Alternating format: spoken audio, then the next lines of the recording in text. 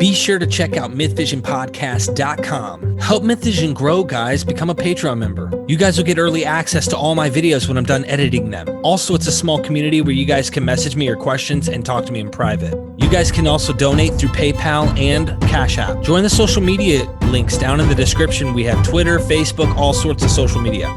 Help the community of MythVision grow. Hit the subscribe button, hit that bell so you guys are notified every time I do a live video and you don't miss any of my content. Dr. Price. Same person asking the questions. Rocker11 or Ricker11. I'm not sure. It's R1CKR011. And they say, speaking of AT, what on earth happened to Orpheus, the 13th sign?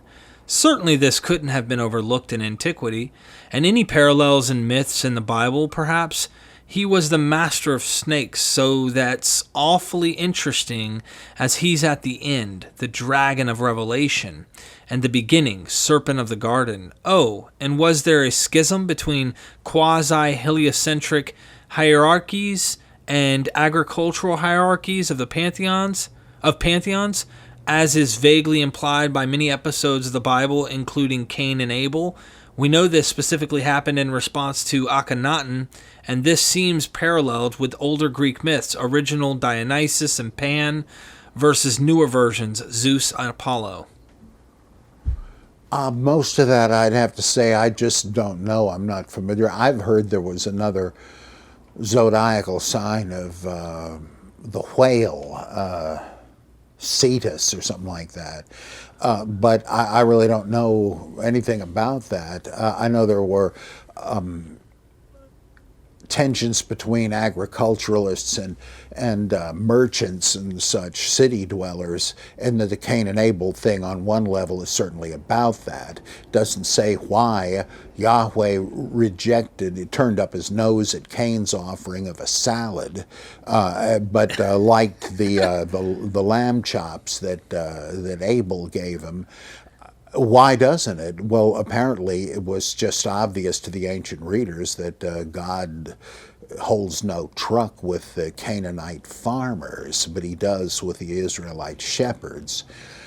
And that kind of fits in with the Rechabite ideology, because they believe, as in Jeremiah, the desert nomad period was the honeymoon between God and Israel. They weren't marching around because they forgot their compass. They didn't have a map. So they were just lost, which you kind of get that impression when Moses says, okay, forget it, we're parked here at Kadesh Barnea, but you're too chicken to go in, so how about if you drop dead in the desert after some decades of wandering? And if you look at the stories, that's not really the point. They're depicted as nomads who want to live there, who herded their flocks and all that stuff. They worshiped the moon because it was there in the cool of the night, but hated the sun, and so those myths fall under that too. But then again, that's complicated a bit by the fact that the hatred of the Canaanites is sort of a later development, trying to repress the past of the Hebrews as Canaanites who had all of that stuff in their religion.